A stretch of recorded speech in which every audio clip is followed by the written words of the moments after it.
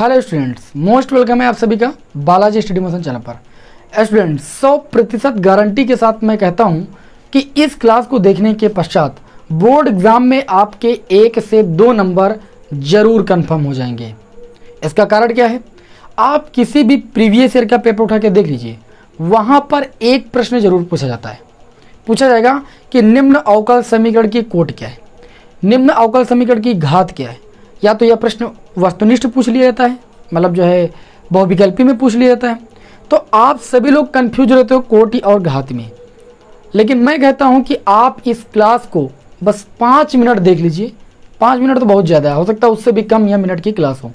तो इस क्लास को देख लीजिए, आप जीवन में कभी अवकल समीकरण की कोटि और घात निकालना नहीं भूलेंगे।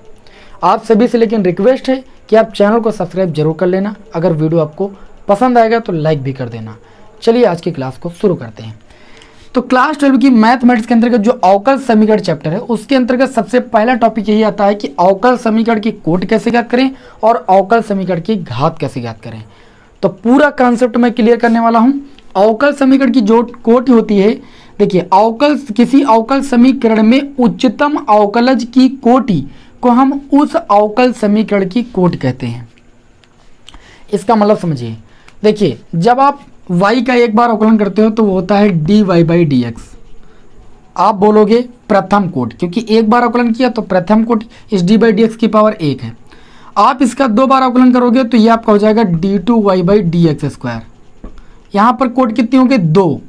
जितनी बार आप अवकलन करो, सीधी सी बात, जितनी बार अधिकतम आप अवकलन करोगे बस वही आपकी कोटि हो जाएगी। जैसे मैंने कई सारे प्रश्न भी लिए जो आपके बोर्ड एग्जाम में आए हुए हैं। जैसे मैंने एक ये अवकल समीकरण ली और बोला गया कि इस अवकल समीकरण की कोट क्या होगी। पहले आप कोट को समझिए, जल्दबाजी मत कीजिए, 2 मिनट का समय दीजिए। कोट जो होती है, जो इसमें लिखा है, कोट जो होती है उस अवकल समीकरण की उच्चतम अवकलज। उच्चतम अवकलज का मतलब होता है अधिकतम कितनी बार अवकलन किया गया है। इसमें देखिए dy/dx बराबर 3x + 5 लिखा है। इसका मतलब यहाँ पर एक बार अवकलन किया गया है। कितनी बार किया गया? एक बार अवकलन किया गया, तो कोट हो जाएगी 1। इस समीकरण को देखिए, इसमें d2y/dx² का होल स्क्वायर लिखा है प्लस d/dx प्लस का 4y = x log x। इसमें देखिए dy/dx का मतलब एक बार अवकलन, लेकिन d2y/dx² का मतलब 2 बार अवकलन। तो यहाँ पर d2y/dx² लिखा है ना, इसका मतलब 2 बार मैक्सिमम अवकलन किया गया है। तो कोटि आपकी कितनी हो जाएगी भाई? 2 हो जाएगी। अब आप ये मत समझिएगा कि d2y/dx² की पावर 2 है तो इसकी कोटि 2 हो जाएगी। ये गलत आप कर दोगे। आपको ये देखना है कि मैक्सिमम कितनी बार जो है अवकलन किया गया है समीकरण का। तो मैक्सिमम 2 बार अवकलन किया गया तो कोटि 2 हो जाएगी। इस समीकरण में देखिए मैक्सिमम कितनी बार अवकलन किया गया है? dy/dx मतलब एक बार अवकलन किया गया है। d2y/dx² की होल पावर 3, पावर कुछ भी हो, ठीक, उच्चतम कोट की पावर कुछ भी हो, वो हमें नहीं देखना है। यहाँ पर हम कोट की बात कर रहे हैं, अभी घात की बात नहीं कर रहे हैं। तो कोट वो होती है जितनी बार अवकलन सबसे ज्यादा बार किया गया हो, और जितनी बार किया गया वही संख्या जो हो जाएगी वो अवकल समीकरण की कोटि कहलाएगी। आप देखिए इस समीकरण में मैक्सिमम 2 बार अवकलन किया गया है। यहाँ पर d2y/dx² लिखा है, अवकलन मैक्सिमम 2 बार किया गया है, तो कोटि आपकी हो जाएगी 2। भले इसकी पावर 10 लगी हो या 100 लगी हो, हमको उससे नहीं मतलब है। समझ गए कि नहीं? ये होता है कोटि का कॉन्सेप्ट। जैसे यहाँ पर बात करें अगले अवकल समीकरण की घात ज्ञात करना। अवकल समीकरण की घात कैसे ज्ञात करोगे? इसकी पहले परिभाषा जान लीजिए। किसी अवकल समीकरण की जो उच्चतम कोटि होती है, अभी आपने बताया जो उच्चतम कोटि होती है, जो मैक्सिमम अवकलन आप जितनी बार करते हो वही उच्चतम कोटि होती है, वही उस अवकल समीकरण की कोटि भी कहलाती है। तो जो उच्चतम कोटि है उसकी घात, देखिए लिखा है उच्चतम कोटि के अवकलज की घात को अवकल समीकरण की घात कहते हैं। बहुत सारे विद्यार्थी गलती कर देते हैं। देखिए ये मैंने प्रश्न लिखा और बोला जाए कि अवकल समीकरण की आप क्या निकालिए भाई? घात ज्ञात कीजिए, अवकल समीकरण की घात कीजिए। अब आप क्या कहोगे? देखोगे यहाँ पर 3, यहाँ पर 3, आप कहोगे कि मैक्सिमम पावर 3 है, बस तुरंत आप लगा दोगे घात 3। कभी कभी ये सही भी निकल जाता है और कभी कभी ये गलत ज़्यादा केसेस में निकलेगा, सही बहुत कम केसेस में निकलेगा। आपको यहाँ पर परिभाषा याद रखना, उच्चतम कोटि के अवकलज की घात, मतलब सबसे ज़्यादा बार अवकलन कहाँ हुआ है? d2y/dx² d/dx, यानी यहाँ पर अवकलन ज़्यादा बार हुआ। तो इसकी घात देखेंगे, इसकी घात कितनी? 3 है। तो इस पूरे अवकल समीकरण की जो घात हो जाएगी वो कितनी हो जाएगी भाई? 3 हो जाएगी।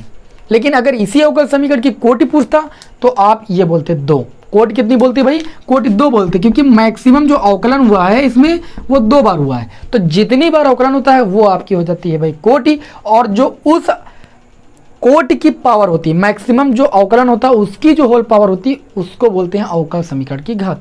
तो मैक्सिमम 2 बार अवकलन हुआ था तो कोटि 2 हो जाएगी, और इसकी होल पावर लगा है 3 तो घात हो जाएगी 3। अगर यहाँ पर 3 लिखकर 2 लिखा होता, यहाँ पर 3 लिखा होता, तब भी आपकी घात 2 ही होती, क्योंकि घात में साफ साफ बताया गया उच्चतम कोटि के अवकलज की घात, जहां पर ज्यादा बार अवकलन हुआ हो उसकी होल पावर जो होती है अवकल समीकरण की घात कहलाती है। एक क्वेश्चन और लिया, इसमें अंडर रूट लगा है तो काफी विद्यार्थी कंफ्यूज होते हैं। जहां अंडर रूट लगा हो तुरंत पहले उसको वर्ग कीजिए, अंडर रूट हटाइए। तो जब आप दोनों पक्षों का देखिए यहाँ पर वर्ग करोगे तो अंडर रूट हट जाएगा, और ये समीकरण हो जाएगी dr/d का होल स्क्वायर और प्लस आपका r हो जाएगा। ये पूरा अंडर रूट के अंदर था, अंडर रूट हट गया। और अब आपको दूसरे पक्ष में भी तो वर्ग करना पड़ेगा, साइन थीटा का वर्ग करोगे साइन स्क्वायर थीटा हो जाएगा। अब ये आपकी बन गई भाई डिफरेंशियल इक्वेशन यानी अवकल समीकरण। इसमें मैं एक चीज देख रहा हूं कि जो अवकलन है वो एक बार किया गया, dr/d थीटा लिखा, मतलब थीटा के सापेक्ष एक बार अवकलन किया गया, तो कोटि कितनी हो जाएगी 1। अब इस जो dr/d थीटा है यानी उच्चतम कोटि, इसकी जो मतलब घात है, इस अवकलन की घात देखिए कितनी भाई 2 है कि नहीं है।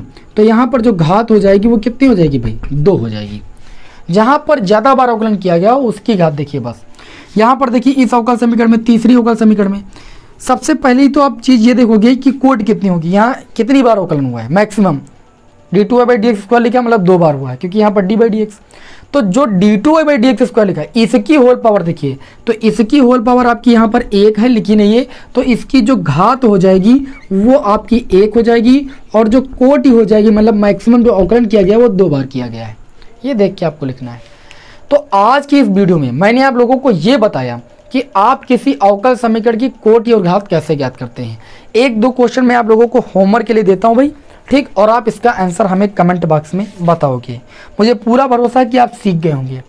देखिए एक क्वेश्चन ये NCERT का है, मैं आप सभी लोगों के समक्ष जो है ले रहा हूँ, इसको थोड़ा सा रफ कर रहा हूँ, और इस प्रश्न को आप देखिएगा ध्यान से, ठीक है, इस प्रश्न को आप ध्यान से देखिएगा, इसका आंसर हमें कमेंट बॉक्स में बताइएगा, बोर्ड एग्जाम में आ चुका है। तो आज की क्लास का जो होमवर्क है वो ये है कि अवकल समीकरण दी गई है d2y है ना, d2y/dx², ध्यान से देखिएगा भाई, कि होल पावर 3 प्लस dy/dx की होल पावर 2 प्लस का साइन लिखा है और ब्रैकेट में लिखा है dy/dx इक्वल टू आपका 1। ये अवकल समीकरण दी गई है, ठीक है, ये आपको अवकल समीकरण दी गई। आपको इस अवकल समीकरण की क्या निकालना भाई, कोटि और घात। इसकी कोटि बताइए कमेंट बॉक्स में, और इसकी घात बताइए। देखते हैं कितने लोग समझ गए हमारी बात को, ठीक है ना। एक क्वेश्चन और दे देते हैं, ये है आपका 2x² d2y/dx² प्लस का 3dy/dx plus y equal to 0। इसकी कोटि बताइए और घात बताइए। ये 2 प्रश्न आपको हम होमवर्क के लिए दे रहे हैं। ये 2 प्रश्न अगर आप अच्छी तरीके से समझ गए हो कोटि घात निकालना, तो इन दोनों प्रश्नों के आंसर बताइए, तब मैं मानूंगा कि आप मेरी बात को अच्छी तरीके से समझ चुके हैं, ठीक। तो आज की क्लास से आपके बोर्ड एग्जाम के 2 नंबर से 1 नंबर, मतलब 1 से 2 नंबर 100% कन्फर्म हो गए, ये मान के चलिएगा, ठीक है ना। तो क्लास कैसे लगी कमेंट बॉक्स में जरूर बताइएगा। मिलते हैं आपको नेक्स्ट वीडियो में। जय हिंद, वंदे मातरम।